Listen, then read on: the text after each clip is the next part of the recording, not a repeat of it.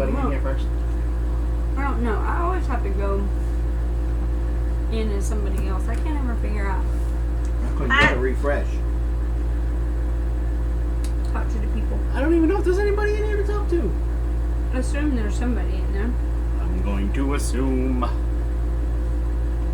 Hi, welcome to the Big Bear Homestead. Where tonight we're going to talk about cooking with cast iron. You're so silly. And how not to burn everything you cook. Water. This is your main ingredient for watermelon pork tacos. I don't even talk about. Oh, whoops. I'm so not with it this evening. And right now, Rough day. I'm enjoying the fact that she's over there struggling.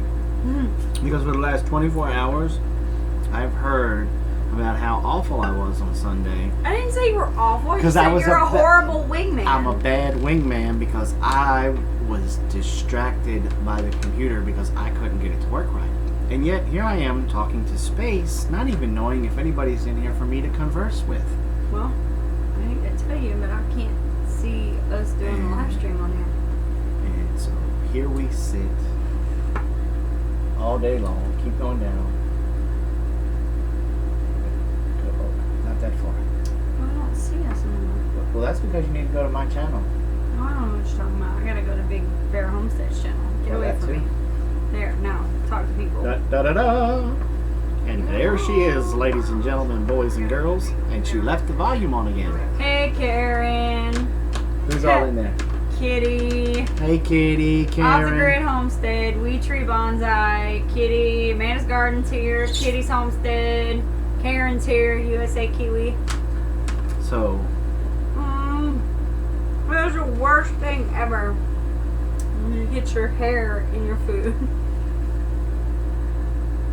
Okay. I got none. Wayne's here. Sup, Wayne's Homestead. So, now that we finally got our act together, maybe, just maybe, we can start our live stream. Yep. Alright. Cheers, everybody. So, how's everybody doing out there tonight? Like it's a rock concert or something. So, how many of y'all, let me ask this, let me fix the camera. Hello. Sorry about that. I know I'm so handsome and all that y'all could just, were barely just seeing one side of my face and it was disappointing. That was enough. What? I'm sorry. 11 years. We've been married 11 years this November. It never gets boring around here. So, how many of you guys have cast iron, and how many of you guys put it into play on a regular basis? Meaning, how many do you cook? How much do you cook with it? Right. Like everybody can own cast iron, but how many of you just have it sitting up in a shelf somewhere, and it's just sitting there? Yep. Like my mom. My mom Rusting. has a cast iron pan, but she says she only uses it to keep my daddy in line. I can relate to that. Y'all have to excuse my wife today. I think she's suffering from heat stroke. Okay, so Wayne's Homestead says he cooks with his every day. Awesome. Off the Grid Homestead, my wife at least once a week or more. Sissy Foster says use my cast iron frying pan all the time. We Tree Bonsai, I use mine all the time daily. Awesome. So we have, What? Karen lost hers in the move. Oh, goodness gracious. Well, let me go ahead. Go ahead. Now, let me ask this. How many of you guys bought your cast iron brand new at some place like Bass Pro, Walmart, Academy, blah, blah, blah?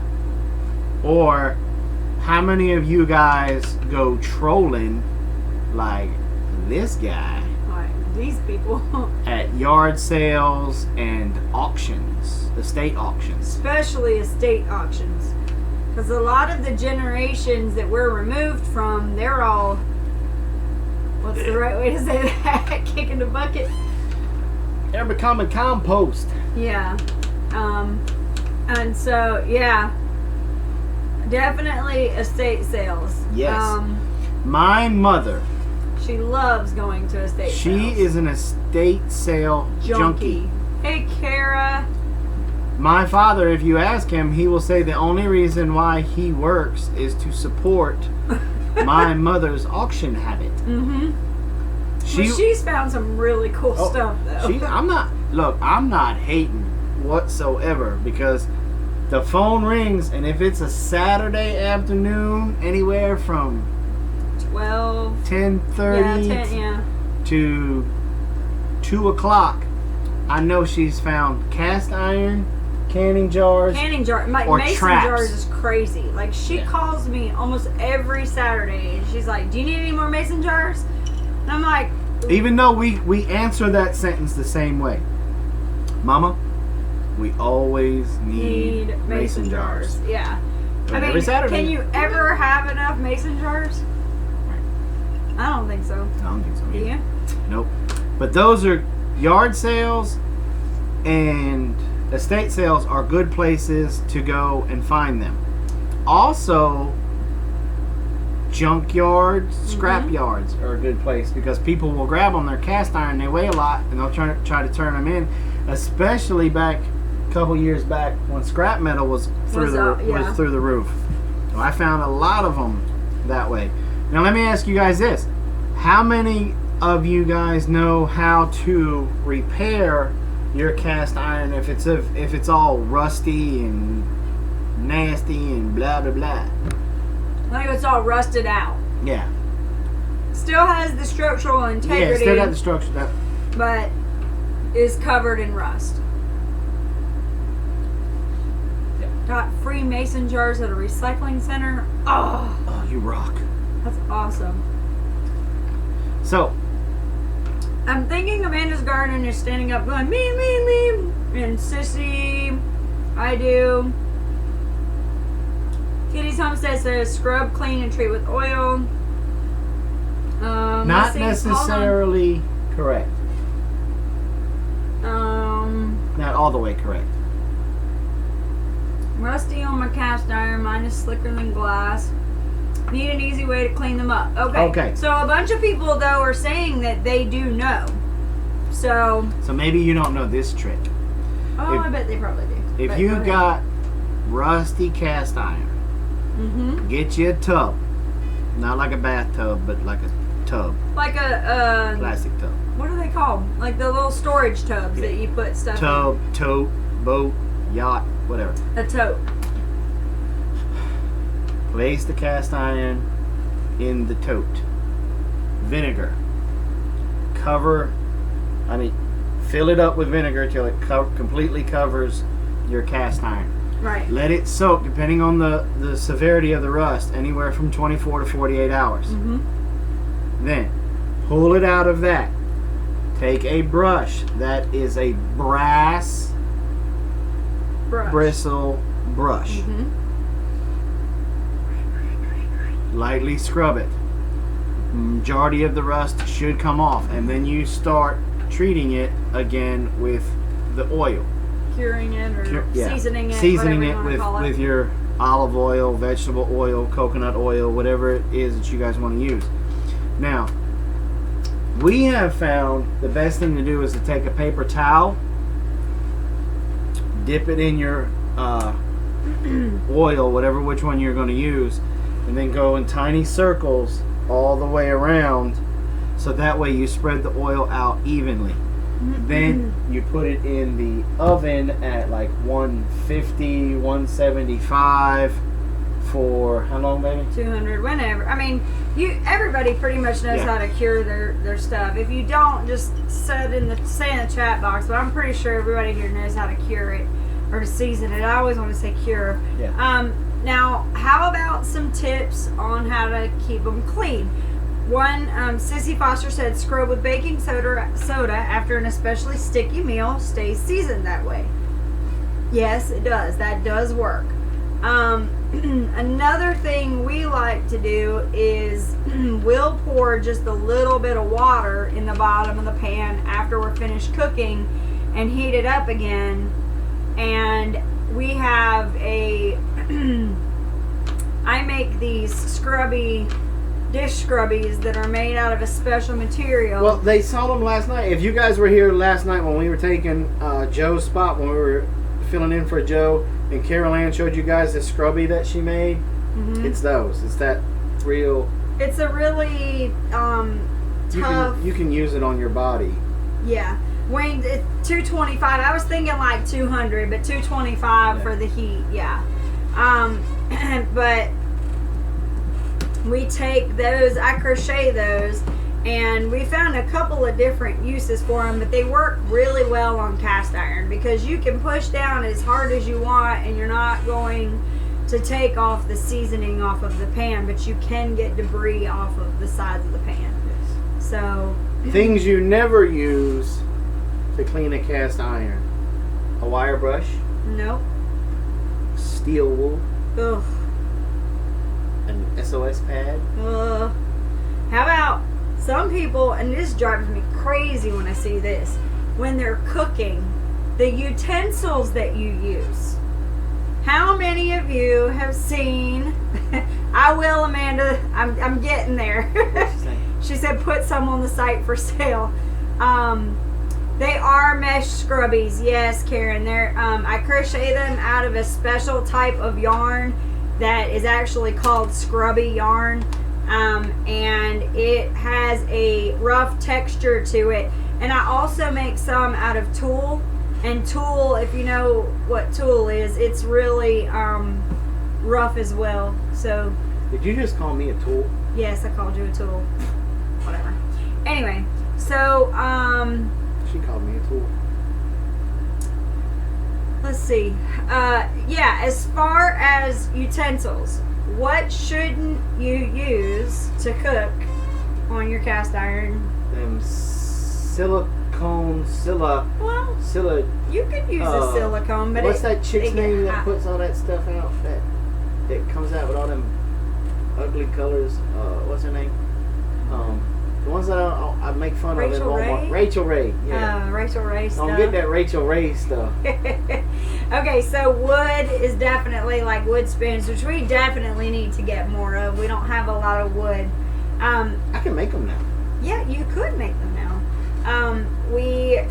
You can use a silicone spatula, which is what I like to use. The problem with that, you have to be really careful, is how hot the cast iron can get. It can get pretty hot. I am not personally, and don't y'all hate me for this, but I'm not a big silicone guy for anything. I don't know why you're saying that, because I think you're full of crap. Because what do we use to make our butter? Oh, that's silicone? Yes, that's silicone. Okay, well, I like silicone for one thing. How about for ice trays if we start saving all of our herbs in olive oil? Two things. Yeah. So anyway.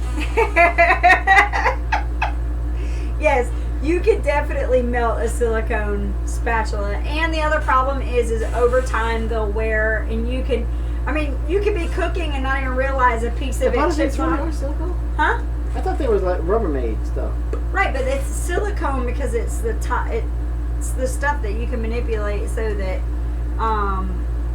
we can pop out that's what we use. I don't know if any of y'all have seen our butter video, but if not, you got YouTube homework. Yeah, when we're making our butter, we used to make it and we thought, well, we would just put it in, the big tubs like everybody else. Well, we were putting them in the muffin trays, and then and freezing them, and then it was like you were losing half the thing of butter when you were trying to pop it out of there. Yeah, we weren't eating. Yeah, I don't even know where you went with that one. No, we never used the metal. I don't know where you're talking about for that. We put them in the big containers, and the problem was we had to keep it frozen. And so we ended up thinking about What could we do to make We them went smaller? to the metal trays before I we don't went to. ever remember that, but okay. Do I need to call Mr. Fuji? Anyway, okay. Let's see. So, I've got a question. Oh, yeah, burned cornbread. That is the absolute worst to try and get off of a skillet. Oh, it is a mess. But that's where what I was talking about. If you put some water in it and heat it up and let it just kind of simmer a little bit, it'll break up a lot of that. And the water, obviously, Will you know, turn to especially, well, not just that, but You put a lid on it? you can. Oh, you can turn it into like a little wet sauna. The water will pull away some of the cornmeal. But so let's see. Okay. How many have cast iron bread pans? Ooh. I don't think we have a bread pan. No, we're still hunting for one. We got the corn muffin ones. Mhm. We do have a corn muffin. Yeah. So. What, to break regular bread? Like a loaf of bread? Yeah, we don't No, have. not yet. I wish we did. How many of y'all use your cast iron to cook out over an open fire? Yeah, that's a good question. How many of you use your cast iron inside in your oven and on your stove, or how many of you know how to use it outside? I'm thinking, well, if they're using cast iron, they've got to be cooking with gas, because most of the electric tops, They're horrible. Yeah. most of the electric tops nowadays, they can't support the weight, especially those glass ones. Yes. You know, so they tell you flat out, don't put cast iron on those because it'll pop. Wow, we've had a lot of people getting cast iron stolen. That's crazy. No, I believe it. Welcome Yeah. to the new world order. Okay, on top of a wood stove. Yep.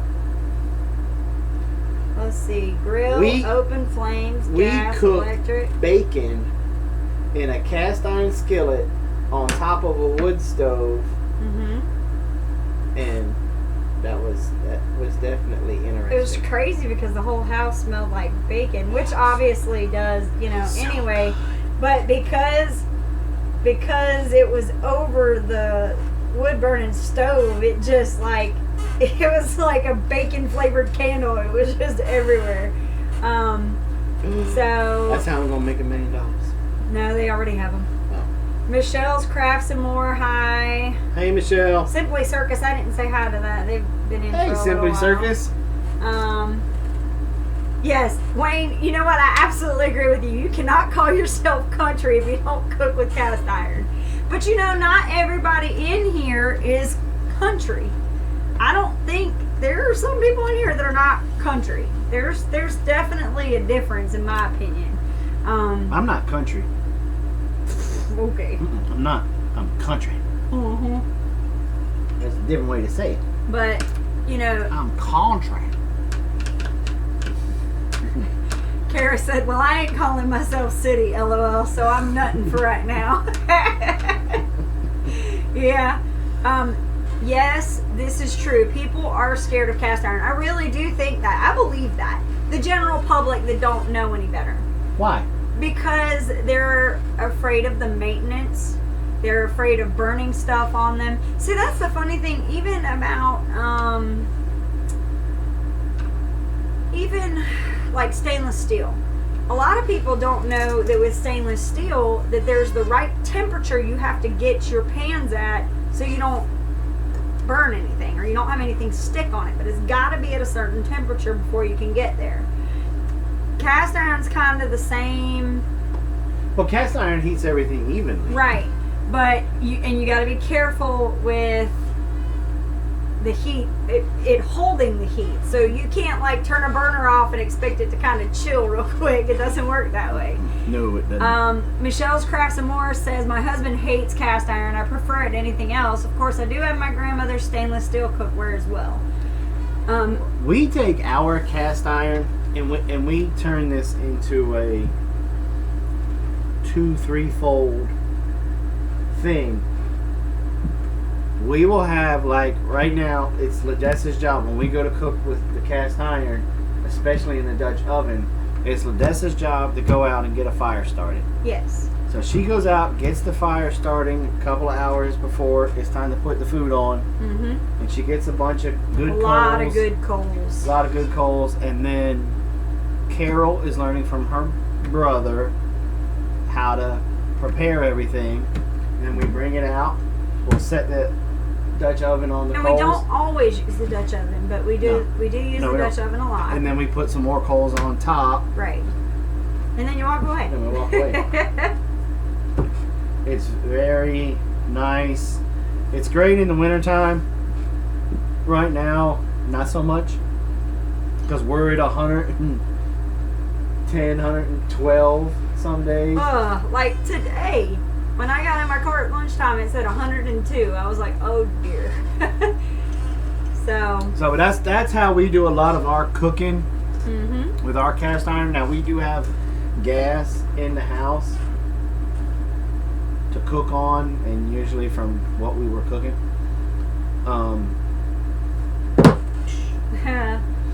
But when we do cook, so we had pretty much gotten rid of every other type of frying pan and stuff that we had. We still have a couple stainless steel. We got the wok. We got rid of everything that was that Teflon crap, and that's what who is saying?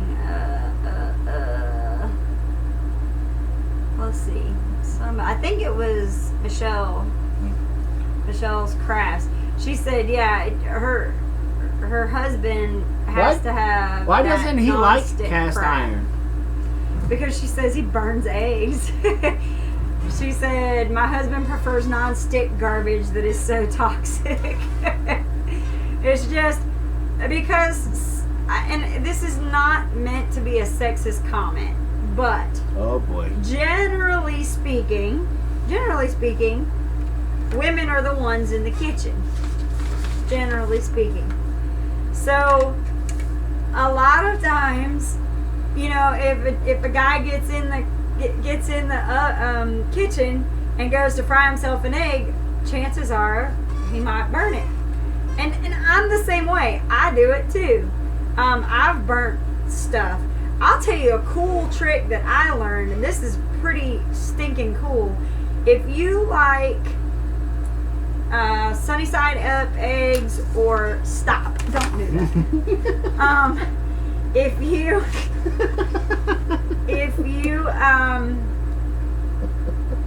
you like sunny side up eggs or over medium eggs, there's a cool way to get your egg. It said send emails to bigbearfarms@hotmail.com because apparently my sexist comment is not good. Okay, so anyway, what you can do to make sure that you don't burn your egg, or it makes it easier to flip, is you can take the egg, put a little bit of oil in the bottom of the pan, and it lifts it up. and then you crack the egg and put it on there, and then when it starts to cook, pour just a teeny bit of water in there. And everybody from science back in the day knows that oil and water don't mix, right? They layer. So what happens is the water lifts the egg up off the pan and kind of lets it float. And then if you cover it, the steam as the water is burning off will cook the top part of the egg. Then you don't even have to flip it.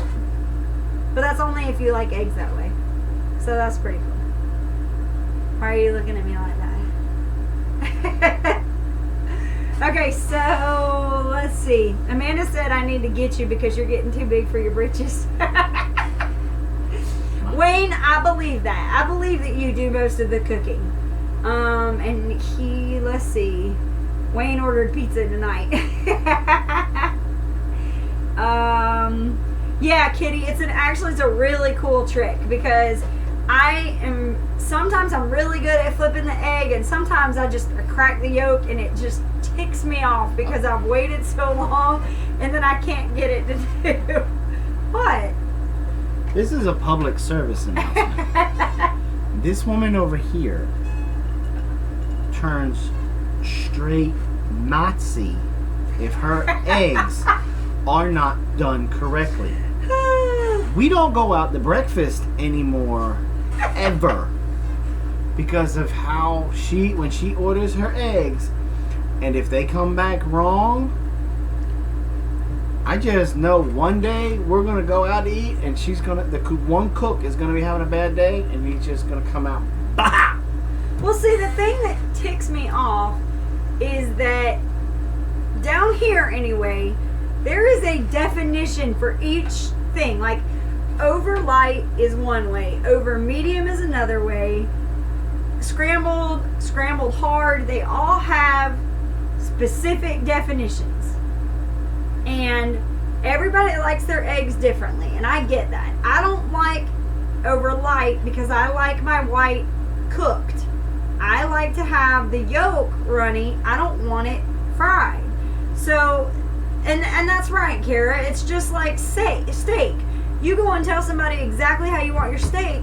There is a definite definition of what each one is supposed to be. That is true. And so when you tell somebody I want it That's true. rare or I want it medium. True.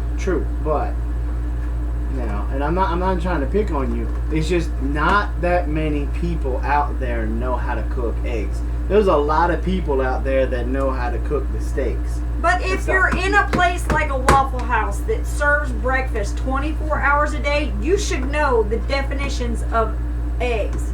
I mean, that's part of your business. Ooh, I just kicked a hornet's nest. Anyway. I'm just saying, you have bad luck. Amanda, that's right. When you have the cracked yolk, you can turn them into scrambled eggs, but I'm real funny about the texture. That's part of the reason why it's a big deal for me to have them cooked that way. So Wayne said, I'll try and cook anything. I'm not picky except Chinese food. I hate that stuff. That is Jason. Jason, tell him your theory on Chinese food and Mexican food. He doesn't like them, or should I say they don't like you.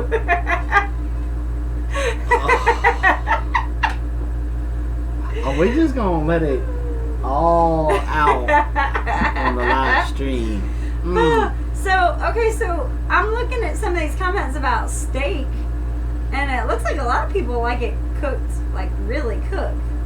Not us. You just take the steak and you wave it at the grill, warm it up, and we'll eat it.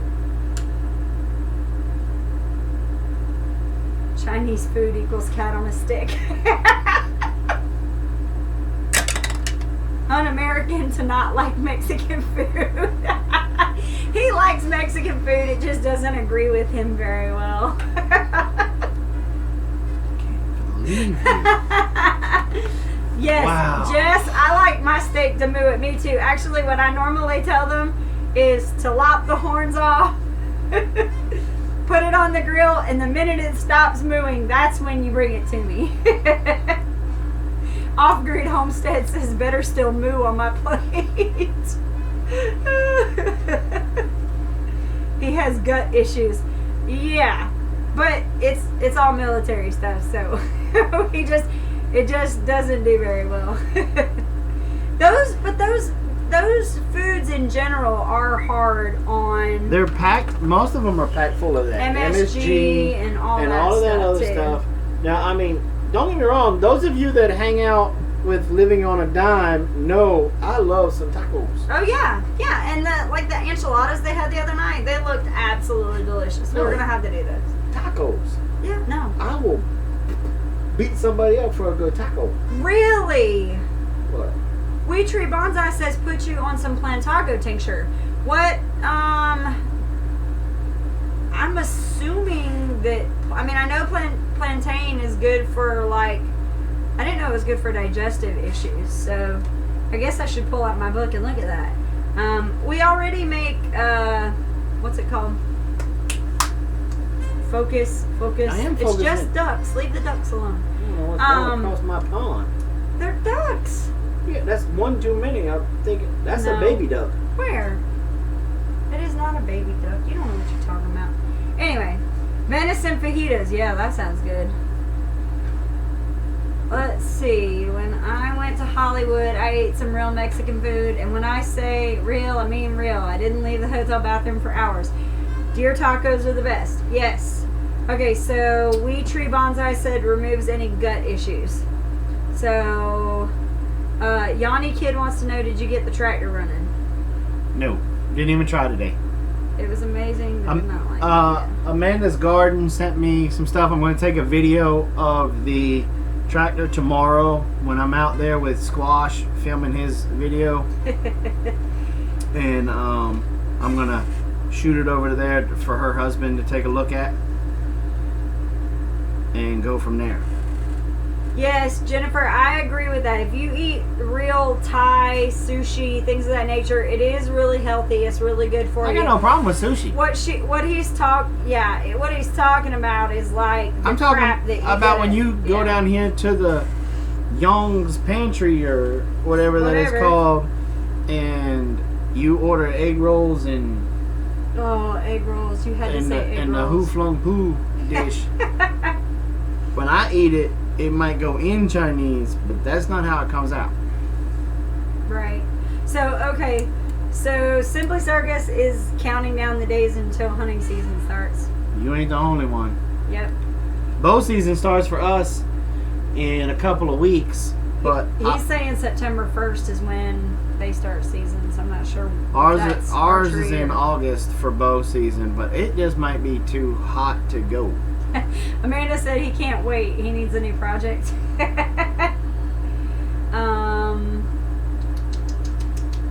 Let's see.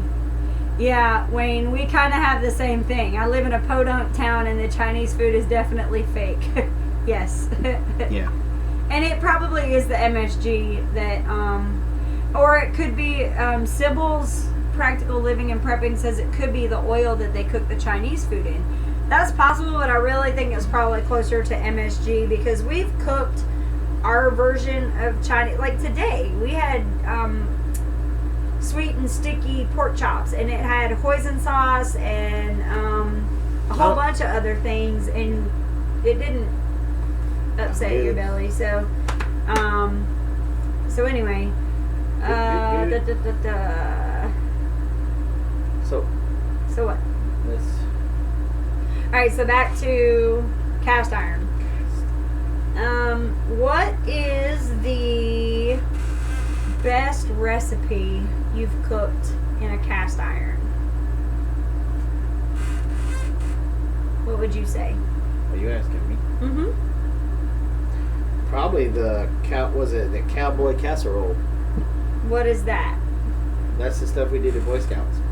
Okay, well, can you tell everybody what cowboy casserole is? Well, I'd have to look it up. I don't remember exactly what it is, but it's kind of like a chili, and then you cook the biscuits on top. Peach cobbler. Jalapeno cornbread. Chili with cornbread top in the oven. Yep. So Jennifer, she's kind of new to all this. She said she knows very little about cast iron. Well, you missed a good conversation at the beginning here. You'll have to back up and watch the video later because we talked a lot about. Or you can just ask questions now. Yeah, I mean you can ask questions now, but and a lot of people I'm seeing cook just about everything with cast iron. Let me throw this question out. Don't you? How many of you guys think that it's healthier and safer to cook with some good old cast iron versus some of that the Rachel Ray Teflon look like a Goodyear tire stuff? I mean, does anybody know, has there been any studies done cast iron versus blah? I'm not really sure about that. I mean... So while everybody's pondering that question and answering in the chat box, we have... A lot of people think it's better for you. Yes. We have a little bit of, let's say it's an announcement or news. Teflon, very, very bad. Yes, Teflon was the worst thing that ever came. What now? Well, not for cancer. Yeah! we have made a decision. Right? What did you say? What we talked about today? Oh yeah, a little bit, yeah. Oh, see, wait, real quick. This is a cool information that's kind of going on. Public service announcement. You can't be anemic when you eat off of cast iron because somehow it says cast iron is so much better for you. It's more natural. Cast iron will put iron back in your blood. Cast iron's a good thing because it actually puts iron back into your system. Cast iron grill it. I use it for everything. The acidic foods will pick up some iron, which is healthy.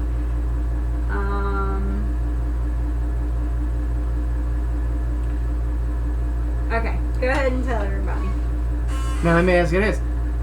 How many of y'all got cast iron in your bug out bag? Oh, yeah, right. Ain't nobody carrying cast iron in their bug out bag. And most people that are on here are not bugging out. They're digging in their heels. Sometimes jokes just... Okay, so anyway. So, back to our announcement / decision, and we want y'all's opinion on whether or not y'all think it's a good decision. Our family has decided to take this necessary steps to go off grid. Little bit. Yeah. Chicken little. Little bit. Little bit at a time. The We're- sky is falling. We're not going to jump in with both feet right away Because we don't have the I resources. was gonna say, yeah, one, we don't have the resources. Two, we can't afford to get the stuff needed in order to do it. Because we can't. Alderman Farms, hi guys. Hey, Alderman Farms, we're not. With 3 kids and mama, we can't just jump to the level like Doug and Stacy, off grid with Doug and Stacy, where they don't even do solar Right. and stuff like that. We're going to incorporate using solar, wind, all that. Like water. We're going to do a water catchment system. Mhm. So there's a lot of things. We've already started implementing the water catchment system because we have 2 chicken coop areas that their water is on a rain catchment system with a 55-gallon drum that feeds the chicken cups. Right. We got So another one we're building as we speak. we're going to do our pigs that way in their areas as we bounce them around to their 3-4 areas. We're going to build them a lean-to style hut in each area, so that way we can use rain catchment there, so that way they have their waters with their watering apparatuses. We have to be careful though, because we've learned from past animals that they love to use anything that's protruding out to itch and scratch on. So we're gonna keep it loose. So we're going to have How to, low can you go? yeah, we're going to have to make sure that like we have cutoff valves and things like that, because I can't tell you how many times early on in this journey of ours we woke up to a well not pumping water because it had drained out because the cow decided that he wanted to scratch his butt on the side of the side of the shed where we ran the piping. So Yes. But we're going to do that. Our first major step that we're going to do is we are going to build an outside solar shower area. I have an old hot water heater that I got from a job, a handyman job that I did. I took the old hot water heater. We're going to paint it black. We're going to let the water, we're going to have 2 lines running into it. One that's going to feed that hot water heater to be the hot water, and then we're going to have our cold water coming into it, and then that's going to supply everything that we need for our shower. Right. Now, how I'm going to structure this shower is I'm going to have the shower area right here, and then I'm going to build off of it where I can put a little pot-bellied wood-burning stove in there to have the changing room, get dry room, whatever. So that way in the wintertime you can have a fire. We can still use it in the wintertime. Still use it in the wintertime. The fire be there, blah, blah, blah. Right. And then our next step after that is a toss-up. I want to go ahead and do the outhouse, but not a big fan of the outhouse. I don't mind the outhouse. See, here's the thing. Some of you know, some of you don't. But right now, we are going through the absolute worst renovation ever. We had our bathroom explode basically on us. I think you were on the toilet and heard it back behind the wall. I ate Mexican food. And it wasn't the Mexican food. And basically what happened is whoever had the house before us didn't hook the shower stuff up right, and they recessed a lot of stuff way back into the wall. So then when the switch thingamabob busted a leak, it busted a leak inside the wall. So we had to rip out the shower surround, and then we had to rip out drywall, insulation. Then we had to spray all of the joists and everything with a bleach solution because there was obviously a small leak that we couldn't hear back there, and it's probably been back there for a while. And so that happened, and then we were pulling everything out, and we got to looking at the one wall in there, and we went, these two walls are not lining up. yeah, it didn't fit. So We realized there was an extra 2 feet. Well, this is how we realized. I had a long screwdriver with me, and I'm like, well, there's really one way to find out. Right. Boom! And it didn't come out into the, and it didn't go all the way through, and I didn't stab one of my little girls or anything while they were sleeping. And so then we just made that little tiny screw, because buzzing it that way with a little tiny screwdriver hole, if it would have came out on the other side, that would have just been some spackle. Right, yeah, it wouldn't have been a big deal. Wouldn't have been a big deal. But I already knew it wasn't going to happen. There was just no way. I mean, you could look from the hallway and see that that wasn't going to be the case. So basically, we ended up ripping a whole bunch of stuff out, and so we've been without a running shower now for, I don't even want to think of how long. Over a month. It's been about a month. Over a month. And anybody who enjoys a nice hot shower with decent water pressure knows that a month is way too long. So basically, then we had this great idea that we were going to pull out the toilet last night because it was going to be an easy, simple fix. And so they would have the toilet moved and everything ready today, right? And they went to drill the hole for the toilet. They went to drill the hole for the toilet and found that the joists are running. Oh, we knew which way they were running. We just trying to make me look bad. She picked her spot where she wanted her commode, and so from up top, I sent the teenager on and down, and he goes, "Yeah, it should go right. That hole's gonna go right between those two joists." And so we started drilling with the hole saw,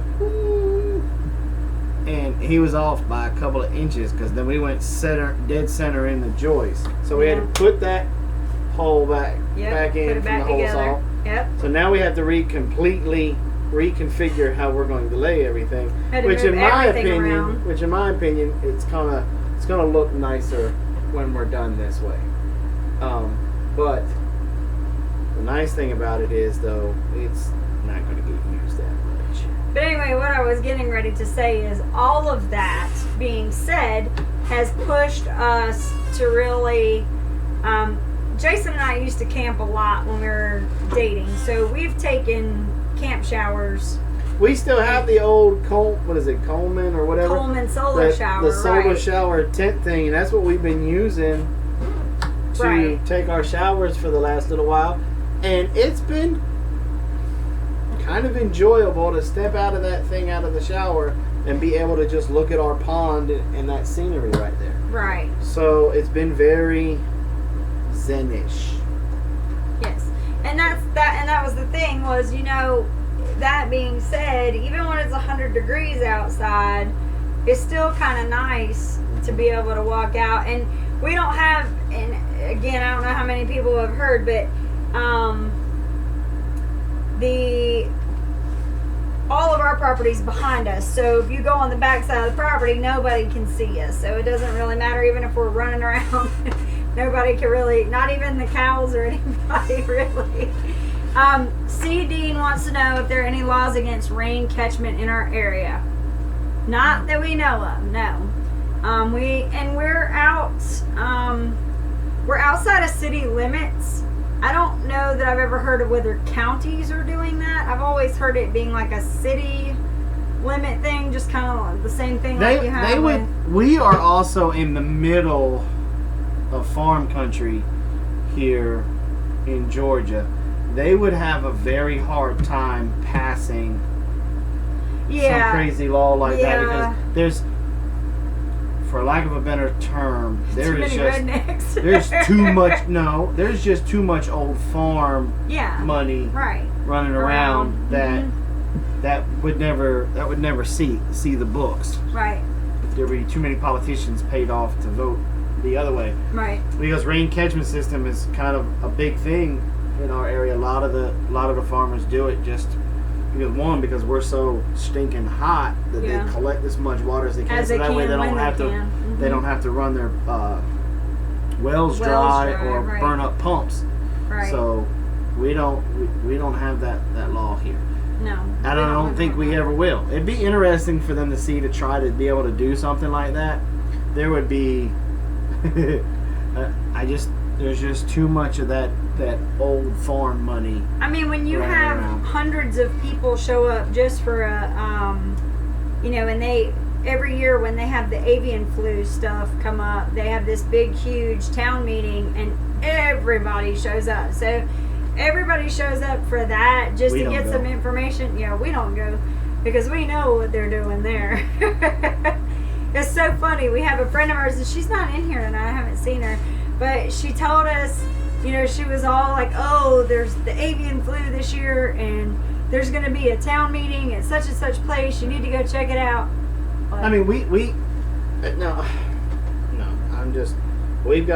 Some of our old farming families, they're even politicians up in the state house and in D.C. So.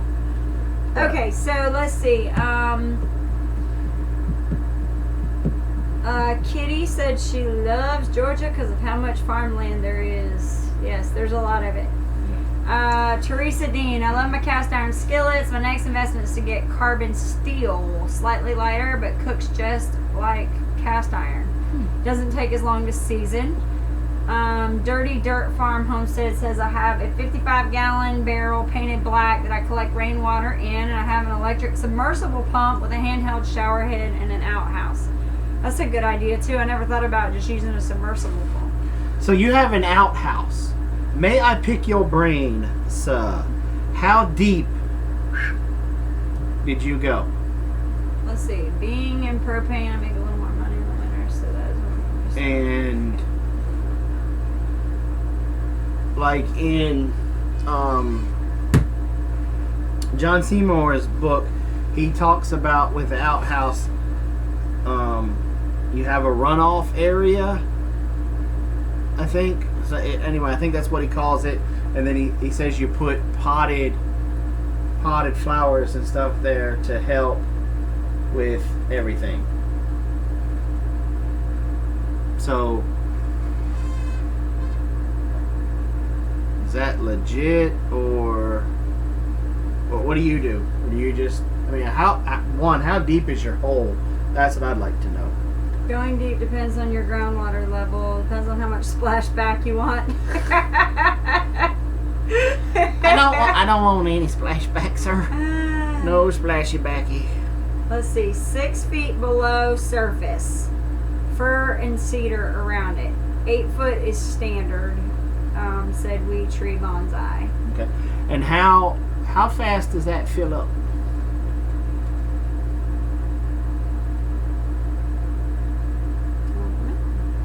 Because we're a family of 5. And we can pay. Uh-oh. Hey y'all, Brad's calling. Well, it's almost time for us to leave anyway, so. Hey Brad, we're on live with you. Nope, go to my channel right now, we're live. Everybody says hi, Brad. Say hi, Brad. Because I've got a secret that. Uh-oh, secret. He had to turn it off. Obviously, you never got latrine digging duty. Oh, I'm sure he has. Cool. All right. Well, I'll call you back as soon as we're done. All right. Love you. If you Bye. have permeable, okay, let's see. Did you just say love you, bye? Yep. Well, he said hugs and kisses. Oh, okay.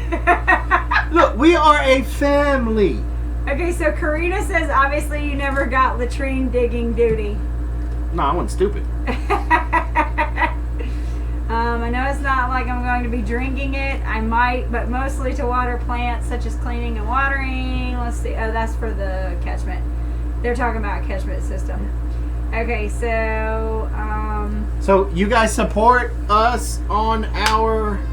well, everybody was saying I'm hoping Decision. that you're definitely going to be doing videos while we do it. So yes, we'll definitely Yes, be. we're definitely going to be doing the videos while we're doing it. Look, we showed the good, the bad, and the ugly. Yeah, that's that's how we Mostly started I'm the our ugly. YouTube, was to kind of help people out, to help. What happened to the... I just didn't scroll up over there. You freaked me out. So, Yeah, that's a good point. Sybil was saying if it's in red Georgia clay, you're gonna have to dig it deeper. no, we're in granite. Oh yeah, see that's our problem. We do have clay, but our bigger issue is we're really not going to be digging. I'm going to tell you this much right now. We're going to go down about 6 inches because that's when we hit granite. And then there's a great saying I learned in the Marine Corps. Fire in the hole. We're gonna have to, because you cannot go more than 6 inches, and you're in. I mean, and I'm not exaggerating. There are parts where I was walking. It was Saturday or Sunday. I was walking to go check on the pigs, and I walked over a part, and my foot kind of grazed up, and I thought it was like a piece of styrofoam or something, and then I realized it was a big, huge chunk of granite. Well, you do know that where we want to put the greenhouse is literally 2 inches, and anywhere where we flagged out where we're going to put the greenhouse, Yeah. anywhere you throw a spade in there, you can only get down about 2 inches before you hit granite. Yeah, I'm literally probably just going to come in with a tractor and scrape that 2-inch layer off and call it done. I Yeah. might not even have to pour concrete for a floor. And that's the one thing that we've been kind of blessed to have. Yes, Mr. Mike, Stone Mountain. That's almost exactly what we're dealing with. We've got it. Except for we everywhere. don't have them Confederate soldiers on trees. No, we don't. No. But it does make it challenging for what we're doing here, because the first year we were here, we tried to grow stuff. Well, we tried to plant blueberry bushes Blueberry here. bushes and strawberries. Yeah, Ugh. and we tried to make it all nice and pretty. Nice and pretty. And it kind of looked like we had way too much homemade wine. Because we were using all of the pieces of granite that we dug up. Because it was literally with the pole saw diggers. It was like, oh yeah, we loving this new ground. We loving this. Ting! Get one in, move over, go the proper spacing, and ka-ting, Yep. ka-ting. That was so Ka-ting. frustrating. So, but yeah, we're probably gonna have to blow. Yeah, and I mean. So would that make a difference with how deep we gotta go? I would imagine, because that's what she was saying. She said you just need to dig and just blow that puppy up. And how far? Now, do we have to be below? We got to be below the water table, right?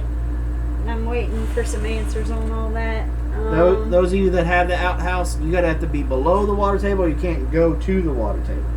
I don't know. We still have to look all that up. I know in my favorite book, where'd it go? I sent it back. Took them all inside. I don't know. Because that's going to be our second big project. after Okay, the so a first couple show. of people are wanting to know, why aren't you just going to a composting toilet? Money.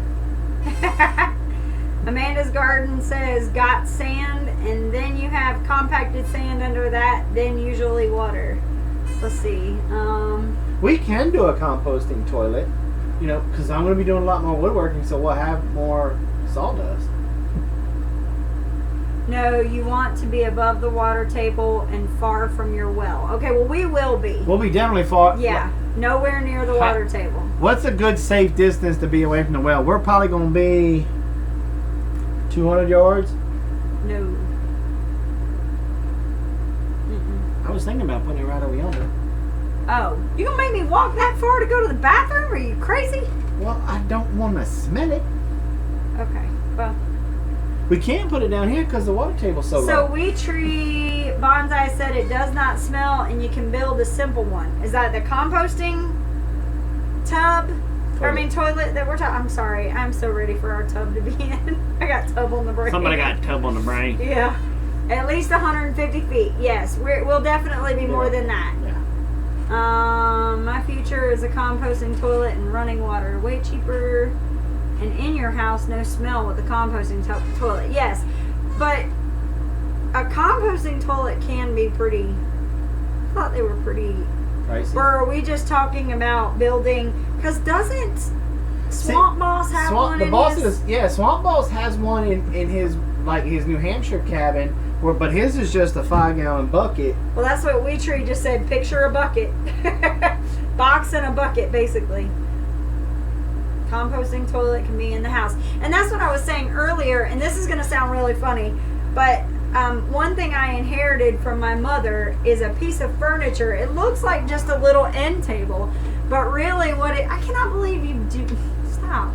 So I can't believe you sharing all this. basically, what it is it's an old chamber pot, I guess. Right now, I'm privately praying that Brad did not jump on because He is on. He is. He's there. I've seen him on. I don't know if he stayed on, but Oh, but anyway, it's. privately praying because the jokes are gonna come on the phone. Why? Yeah, it's a chamber pot, and so basically it's a wood. It looks like an end table, and what happens is the top flips open, so that's the back But it's for got, you to that's sit got, down. But that's got to be a kitty one. Why is it a kitty one? Because your fat butt doesn't fit on there. Wow.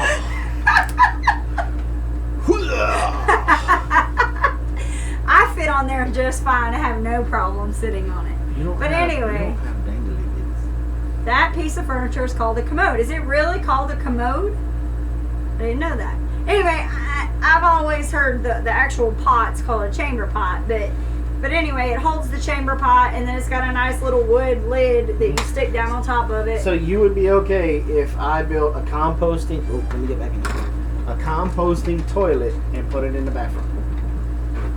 I don't know about that. Why? Because it'll stink. They just said it won't stink. Well, You'd have to put the sawdust on and top. Democrats say that Hillary is going to be a great president. Doesn't mean that it's always right. Let's see. Ever heard the saying, I don't have a pot to pee in or a window to throw it out of? Yes. It's called a commode for ladies' night water. What have I just turned into? Who said that? Sammy Joe. Sup, Sammy? Yeah, you're a little late to the game, brother. Just find an old recliner, Big Bear. Who said that? That was Simply Circus. It doesn't smell. Okay, so You know we could take that old chair that we got out by the fire pit. no, I am not putting That's that. a nice old lazy boy. You can. Use cedar chips, and the smell will not be there. We have We cedar. got our crap ton So- of seat, and I got a chipper. Okay, yes. So, okay, Sybil, that's a good piece of advice, because we do have, And we actually have some cedars that we need to take down because we're We getting got cedar a bunch of rust. cedar that got hit by the lightning. Okay. That's down by my deer stand. Okay, so we could definitely chip up some cedar and see, and let's try it on the commode and see how it works, and then go from there. Okay, but that pot ain't but like that big. It is bigger than that. Why are you over exaggerating? I'm not over-exaggerating. Yes, you are. You You're know how talking many about times- how your butt won't fit on the My commode. butt don't fit on that yes, commode. Yes, it does. I watched you. Are you being a peeping Tom while I'm pooping? Yes. Sicko. I mean, we know how to go, to the bathroom out in the woods with the best of them, but, you kind of try to keep... Gotta hold on to that tree. But, we try to make things a little bit more civilized without being, completely... So let's make this decision right here tonight with all of our peeps. Outhouse or composting toilet? Now we can have the composting toilet in the outhouse. Basically what I'm saying, do you want to dig the hole in the ground? No. Or do you want to do the I compost? think the composting toilet in the outhouse is probably a better idea just because of our particular situation. Now, with it being that way, you wouldn't have to make it as far away from the house. Because if it doesn't smell, then it wouldn't be too bad, Now, it's called a composting toilet. How long does it take for that stuff to be usable compost? How awesome is that? Rough Hewn Homestead says, my 6-year-old has a composting toilet in her playhouse. It's a 5-gallon bucket with half a pool noodle attached for a seat. And that,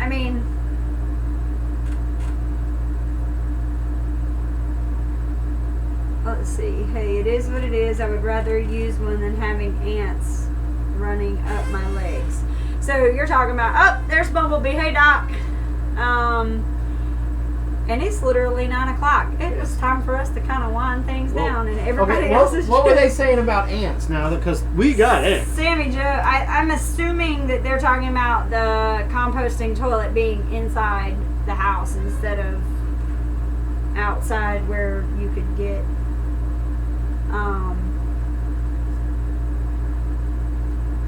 Let's see. Sybil said a year. Takes about a year for it to break down. Okay.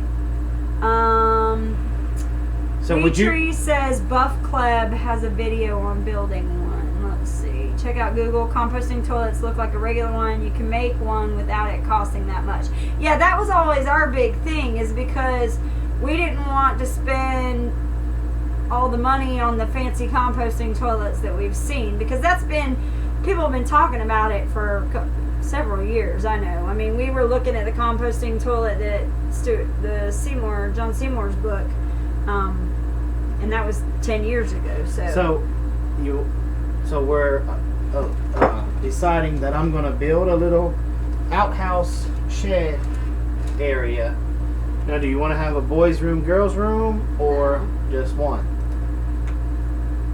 Yeah. I think just one is fine. Now, do you want me to build it like the one that was at our first house that we turned into the chicken coop, about that size, or you want it bigger? A little bit bigger. Simply Circus says keep it separate from your regular compost.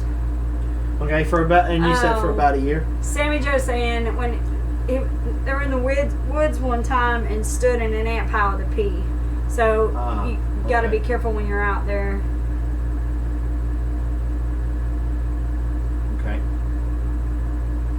Yeah, we know Boss of the Swamp did a really nice one. That's kind of what got us talking about building one for outside, because we saw that he even had one inside and it wasn't a problem. Yeah, but he just uses regular sawdust. Sawdust, I think. To cover up his. I think he uses a cup of sawdust for each part.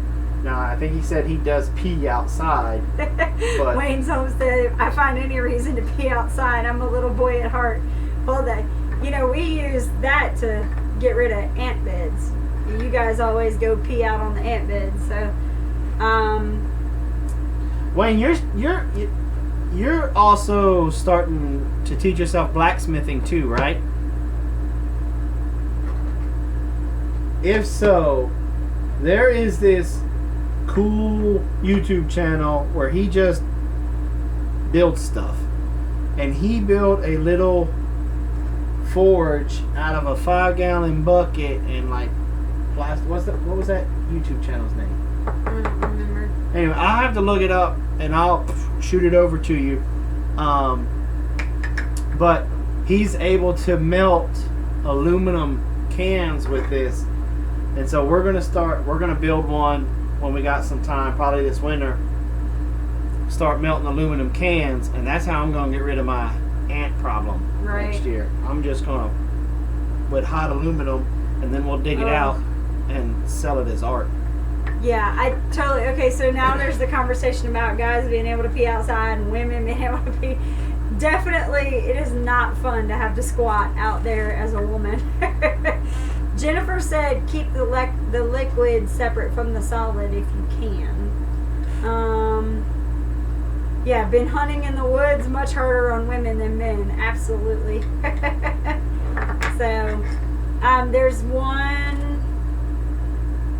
Grits, get rid of them here. Well, we've tried grits on top of anthills, and it doesn't.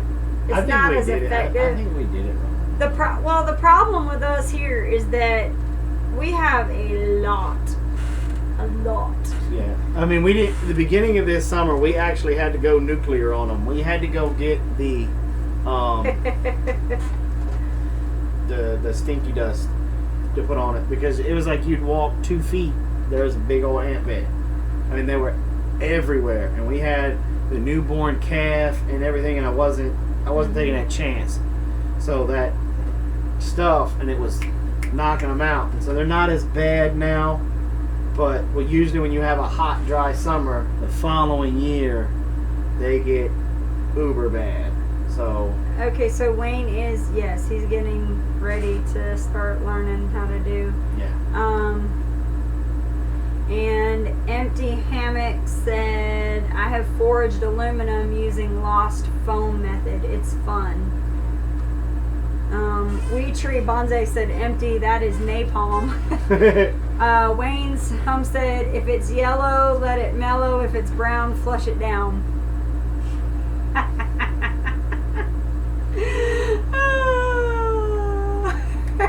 The ditties that we homesteaders come up with. Empty Hammock said, I made masks for a welded sculpture. That's pretty cool. Oh, that's cool. Okay. Does DE not get rid of the ants? You know, we've had some issues. I think our DE, I don't know that it doesn't make sense that it would have shelf life because what is it? It's ground up fossils. So, but we have had some issues. Yeah, it's not getting rid of the fleas on the dog. Yeah. It didn't do anything for the ants. Yeah. So we're feeding it right now to our dairy cow because we think that she may be losing a little bit of weight, that she might have. You know, in the summer, yeah, but in the summertime they thin down a little, just a little bit. And she just had that calf a couple months ago. So. And so I'm just kind of, I like to err on the side of caution. And so whenever I start to see her look a little, and what's crazy though is that she's still herself. Like she's acting completely normal. There's no indicator that she's not feeling well. So, yes, we are using food grade DE. I don't know if that could be the problem. Well, no, we have to use food grade DE. Well, for them to eat, but yeah, you put on your dog's food. Yeah, I mean, we've used it for that. As far as worms and stuff, Dawn dish soap, we've tried that. Our problem right now with fleas is that our whole front yard, there's no grass because the last people that lived there and before that and so on and so forth, there have been trees growing up all in the front yard. And they never limbed them back, and it was just... There's no sun getting through, so nothing will grow there. So we've had to start... We started limbing back, and now we started getting some. Next year, I'll have a couple of those trees completely gone. So next spring, we're going to hit it heavy with some grass seed. Right, because that's part of our problem. We're also going to be getting guineas. Right. We no longer have guineas. All of our guineas disappeared in the move. So we're going to load up on some guineas. Mm-hmm. And that should, at all intent and purposes, that should take care of. Yeah. we're doing what we can. In the meantime, we may just have to put him on some kind of internal medicine so that I think they make one that when the fleas bite the dog, it instantly makes them And also takes sick and care of stuff. it's a heartworm and Yeah. flea and tick. Wayne says he hates guineas. They have the absolute cutest babies. They're so cute. They have these orange feet when they come out that looks like a construction cone. Like, it's the cutest thing I've ever But they're seen. lousy mothers. Well, I don't know. I think we had a lot of predator issues at that old place. A lot. We had raccoons and possums everywhere, and it just... Well, they probably don't got them now. I trapped them all out. Let's see. Wee Tree says, add a touch of Plantago powder and a tiny bit of neem to the DE for the dogs. I don't have any neem oil, so I'll have to look So into that'll that. do what? For the fleas? I'm assuming so, because that's kind of what they're... Yes, Wayne, they do make a lot of noise, but I will tell you, they saved They saved a lady a lot of our chickens a couple of good times. from foxes. Yeah, we had a fox. We had this pesky fox, red fox. No, it was a gray fox. No, okay. He was gray. I thought he was red, but anyway, he would climb over the fence and get into where our chickens were, or the area, and then he would grab through. Remember how he grabbed one of the chickens through and got it somehow, and then he was trying to get back over the fence, and it was too heavy. He couldn't get it back over the fence, so he had to leave it there. Well, that one time when we just started letting the chickens free range, Mm-hmm. the guineas almost circled him, and they just started making all that racket. And I come out of the house, and I saw him down there with a chicken. Mm-hmm. I was able to go back in the house, get the your shot, rifle, yeah. come back out. They still had him somewhat rounded there, and I was able to blast him. And I laid him on the other side of the fence. Ozark Off Grid family. Hello. Hey guys, hey, congratulations on your 1 year being completely off the grid. They did a video on about it today. They freaked me out. They their thumbnail said no more off grid or Okay. something like that. It had a big smile upside down, not a big frowny face on it, and I'm like, what? So that they got me to click on it. Watch it that They way. gotcha, sucker. Okay, Karina says if your cow is a heavy milker, she might have milk fever.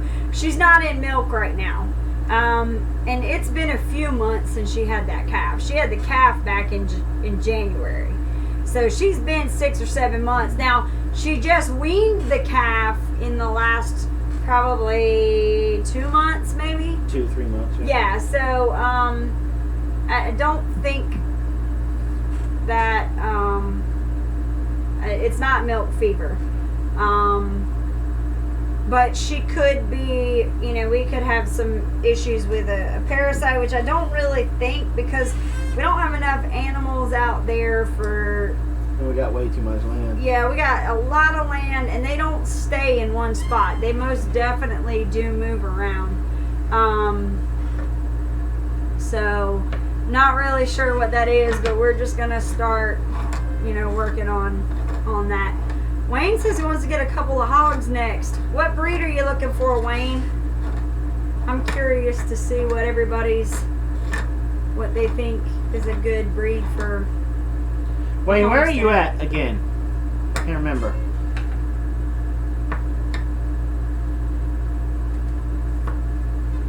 Because if you're relatively close to us, my butcher has Chicken. Whatever eats good. Okay. he has some hog piglets that he wants to get rid of. We might go No. snatch them up. Southern Ohio. Oh no, you're too far. My son homebrews, so I'll stick with beer. Oh, yeah, that was one thing. There, a lot of people, they were asking about how to get rid of slugs, and I've heard this before. Beer. Yeah. Beer, soda Because pop. they drown them, it drowns them, and then they kind of just melt away, don't they? That they have to start going to AA meetings. Big Bear, any advice on homesteading for wannabes like us? Who said You're that? not wannabes. Ozark Off-Grid family. Y'all Look, are I done not talked to y'all wannabes. about this in the comments before. Y'all got the mindset to be homesteaders. You guys are you guys are, they're really no Are those the different. ones that we kicked off our Yes. question to? The from the first. Yes, from the first yes. collaboration. No, y'all are not wannabes. You've got to start somewhere. Yeah, you guys are really no different in your starting in your journey than how we did. Right. The only difference is y'all took the major leap and decided to go off grid, which a decade later we're just now making that decision. You guys Ooh. weren't here for that announcement, but we are going to start taking our steps to get off grid. Where's Alderman Farms at? They are Mississippi. Is that right, Alderman Farms? Because we might be traveling to Mississippi. Why? They're doing a herd reduction sale of $25 a wiener. I love that word. What breed? Anyway, American guinea hogs. no shit. Yeah. I want to go to Mississippi. Let's see. Yeah, Mississippi. I'm going to send you a message, Alderman Farms, and we need to hook up. Yeah, we need to talk because I'll make that road trip for yours because I watched your videos and Yeah. I know how yours are taken care of. Not going to be any different than how we take care of them. But anyway, back to my... volume discounts too. Absolutely. How old are they? I'm curious. Can I get No, that? I want to find out. I'll go the rest of the time not knowing. It'll drive me crazy. So let Then me. type it. No, they're gonna answer me in Anyway. a couple seconds. How You guys are really no different than we are. And we struggled in the beginning. Mm-hmm. And we had just made, like, somebody last night asked me if I could go back from the time that we started to now and change anything, what would I change? And I actually had to think about it because there was some serious heartbreaks that we had in our learning journey. And I finally, I looked at him and said I wouldn't change a thing. I thought about it for a few minutes. I ain't even gonna sit here and try and lie or fake the funk or anything. I flat out told him I wouldn't change a thing. Why? Because of the mistakes that we made back then, we would never make them today. And if I went back and changed that from my hindsight now, I probably would have never learned it. And being this far along in my journey, it would probably cost me more. So every struggle that you guys are going through with your garden and chickens and everything, embrace it because everything you learn is something that will make it's something new. Just it's don't. character building. Yeah. If I had to give you guys, if you want advice for a beginning homesteader, don't quit. Keep going and learn from your mistakes. No Write matter them down if you have to. no matter how much it hurts. Yeah, that's exactly right. Mistakes are proof that you're trying. Mhm. Absolutely. Yeah. Kelly Hudson wants to know if we have to deal with any zoning laws. No, we are actually Lucky. we're in the county. We're not within the city limits, and our land is actually listed as agricultural land. Farm. So we don't have to worry about it. So back to my homies in the Ozark. I guess no. You know what? I will take that statement back. My advice to you would be before you buy the animal, research the animal. Yeah, whatever animals you're gonna do, that is one thing that. Yeah, if you're going. Because that does hurt a lot. Yeah. Anytime you're considering making a big purchase on something, Like a cow. do a lot of research on it before you do it. Yeah. Because I can tell you. But then again, I don't know because we've got such wonderful stories and experiences that go along because we went milk is fixing to get up higher than a gallon of Yeah, they were saying gasoline. it was gonna be $5 a gallon, and it did Boom. get up to that. At Go least buy. where We went were. and bought a Holstein, and well, it was the school of hard knocks. But Well, we actually did okay with her. We fumbled our way through it, but again, those were character building moments. And I will tell you, we've had to learn the hard way about walking fence lines, about when Mother Nature is just dumping on you. You don't just sit inside and go, "Oh, we're safe in here," because a lot of times, we had one cow in cow jail because lightning struck one of the sweet gum trees that we had on our farm, split it right down the middle. Boom! It was just another one of those God moments that you realize how powerful the Almighty is. I'll tell you what. Because that sweet gum tree, I'm a big boy. I couldn't put my arms around that sweet gum tree. Matter of fact, me and my son couldn't lock arms and put it around. And it, boom! Came down and knocked it out. And Thank God it didn't land on the cow. It landed straight on some fence and took it straight to the ground. Well, she must have been semi-close by or something because it spooked her. And by the time that storm was over, she was already, they said when they picked her up, the animal control people picked her up, she was already almost to the next town. She was almost already to Harlem. Yeah, in Grovetown to Harlem, it's about, 10 miles, 12 miles between the two? I don't remember that much. I was only about 6 or 7. We were really close to the county line, but it was a good distance. So when you got bad storms, you obviously got to go in. But let me flip that question to you, sir. We made the announcement tonight that we are going to start to take the steps to go off-grid. So for off-grid wannabes like us, what's your advice? There you go, because if you're already doing that.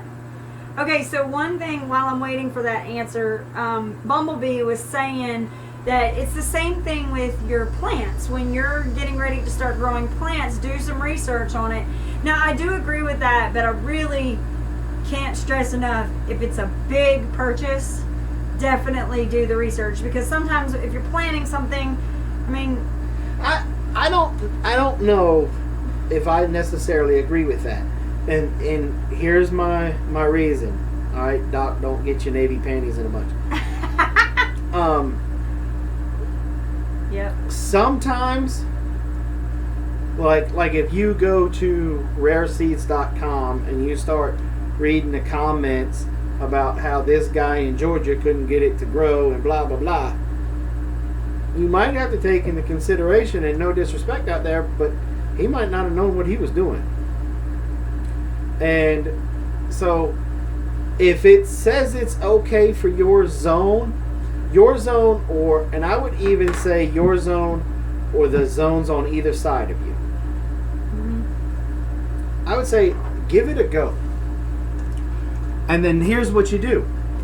If you plant the strawberry popping corn and it does wonderful, then you pick from the best plant that you had and you take your seed from that plant. So that then what that does then is almost, Guaranteed. long as Mother Nature doesn't do anything and you do everything correctly, that pretty much guarantees you that you're going to have a successful crop. Right. And each year you get the best, you take the best one from each year. Right. Because what you're doing is gathering your seed that for the plant that did the best in your climate. Just like Danny down there at Deep South, he's got this tremendous corn that's growing out there, and he's got these big old long ears on it. I'm betting, because he does save seed, that it's probably taken him about a decade or 5 years get there, to right. get to his corn plants that are there. Now, I can go down there and buy those seeds from Danny and plant them here in Georgia. And they might not even do right. And they might only get Yeah. 6 foot tall and like this because he's a lot more humid than we are because he's closer to the coast. Right.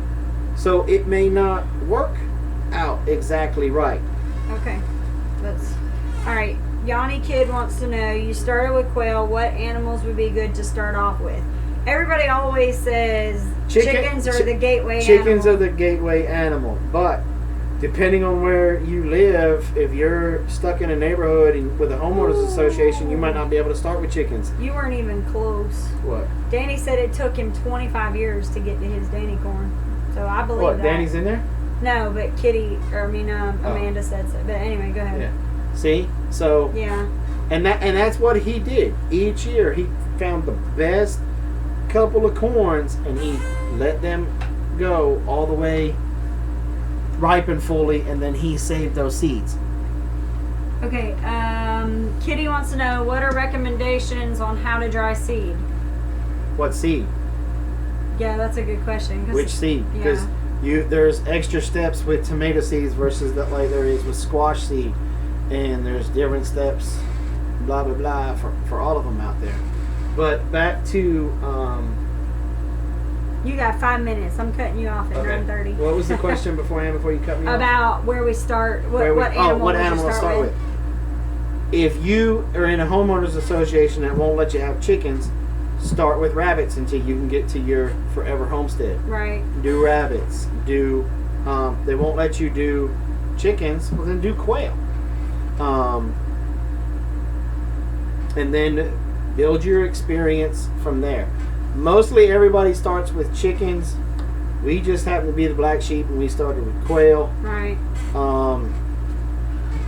We very quickly went to chickens. Yeah, but I mean, we were in the city, and so we started with quail, right. and then we eased chickens into the city. Amanda wants to know, what about tomato seed? Tomato seed, you have to scrape out your tomato. I like to put it in a baby food jar, add some water, shake it up a little bit, and then you gotta let it sit for like 2 weeks. 2 weeks? No. It's about 2 weeks. I don't think so. But you mean once they dry, like you leave them in the water for 2 weeks? You leave them in that water for like 2 weeks. Okay. I think it's 2 weeks. I don't know. I'd have to check my notes. And then you strain them out and get all the pulp and stuff out, and then you get them on a paper towel, pat them dry, and then you let them dry. We have a drying rack that's in our dining room that's tucked back in a corner where they dry, where we let them till they're good and dry, which takes anywhere from about, depending on how. Well, like we just finished our squash seeds, and they took a couple weeks. They took they were kind of dry beforehand. We were just being so occupied with everything else. We could have put them up a while ago. Speaking of which, did you guys turn off the dehydrator? But usually one of the better tests for me is anyway, if you can put your finger on it, and if it doesn't stick to your finger, it's pretty much dry. Okay, guys, so it's almost 9:30. We've been on here way too long. I mean, I know everybody enjoys getting in here and chatting around and everything, but it's almost time for Mama to go to bed. Yeah, I got fussed at last night for how long I stayed on with y'all. Yeah, well, I would much rather be this be your mistress than a real life one. So You really? Doc is in this chat room, and you just said that. Okay, so Amanda says she did 5 days on the top, and the pulp was scummy on the top, so she strained them and dried them. Can she store them? Can they store that way? You gotta let them dry for a while. They can't go in with even the slightest bit. Yeah, if they've got any type of moisture whatsoever, they will mold, get mildewy, and spoil. Right. And if one's touching another, it'll spoil them all. You got to make sure they're dry. Yeah. And that's what Doc was saying. You don't need to strain them, ferment them in a cup. After a week, hit it with cold water and they'll sink. Do it a few times and they'll be clean. Yeah, you can just rinse them out and they fall to the bottom. So Krista just showed up in here. Hi, Krista. Krista. From Big Family Homestead. Hey, Krista. We're actually getting ready to get off. We've been on since 8 o'clock, so. Yeah, I gotta call Brad back. Yeah, anyway. Let's see. I did tomatoes. And then took a while. But yeah, dehydrating tomatoes are probably pretty good. We haven't tried that yet. Just because it seems like they're a little messy. Well, our tomatoes yeah, bomb this year. Yeah. I don't even want to talk about that. But anyway. Okay, well, everybody's going to jump on over to Kitty's chat page, I think. She's got a page set up for a chat What? or whatever. Yeah. How do we get to it, Kitty? I don't know. She's going to probably let you know. I think she said it's on her About page. So you'll have to look through there. Okay. Sybil, we really enjoyed you talking with us. A lot of really good information, guys. We'll be back on... We will go live and in color on Friday with the Homesteading Network. And we know that people are out there that can watch. We had 100 and something people on Sunday. So message for Jason on Facebook. Oh, Doc has a message for you on Facebook. Okay. All right, guys. Everybody, have a good night. I gotta do the promo. I gotta tell Wayne. I hope you feel better. Get some rest. Go ahead. Now you can do your promo. The Homesteading Network. Now, if you guys are a YouTube creator, Brad from Big Family Homestead is doing a live stream, and he's talking tech. He's talking about cameras, how to do stuff on YouTube, Which we will definitely be watching because he's editing, full of information. everything. Yes. He has a plethora of information. If you're a YouTube creator and you're trying to make your channel better, definitely check that out. Thursdays at 8 o'clock, I think it's new. Yes. Okay? He's basically kicking off the Homestead Network weekend now. It used to be us, but now it's him, which is fine. I like that. And then Friday is going to be us at 8 o'clock, from 8 to 9. And then Go for Green Living rounds out Fridays from 9 to 10. And then Saturday Starts at like 5 with like living like Claire. But is she back from I mission think check? she should be back now. No, she was done with her mission trip and she went out to California. But I think she's going to be back this week. So she should be back this week. Yeah. And then after her is Off the Grid Kid, and then it So just on and so forth. goes And from there. Just go check out the network, the homesteadnetwork.com. You're taking too long. It's 9:31. I haven't finished a sentence in 11 years. All right. Anyway. Okay. So, all right. We love you guys. Don't forget to check out bigbearhomestead.com, www.bigbearhomestead.com for the t-shirts, the scrubbies, the pot holders, the lip balm, what else you got on there? My hand towel. Hand towels. I'm gonna put my little dish scrubby things on there. So just go check it out. We love everybody going and checking things out. That's check us always out nice. follow us on Instagram. That way she's in charge of Instagram. So if she's not posting enough pictures, she's got a plethora of them. Start fussing at her. Not me, her. Well, and the other thing I wanted to say is, you guys, the more that y'all, yes, we do have we can do whatever size for these t-shirts. So if you want a double XL, we've already had. I wear the double XL. Yeah, we've already had a double XL made, so they're $10 and then shipping, Yep. and that's it. So definitely go check out our website. And the reason I said that is because the more you guys send traffic to our website, when we go to other companies and say, hey, can you send us a coupon or send up something, like how we're trying to work with Minnesota Trap and Tomahawk Trap for you guys. So the more that we can get stuff like that going, the better chances we've got. All right, so check us out, YouTube, Instagram, Facebook, and our website. And like always, have a nice day.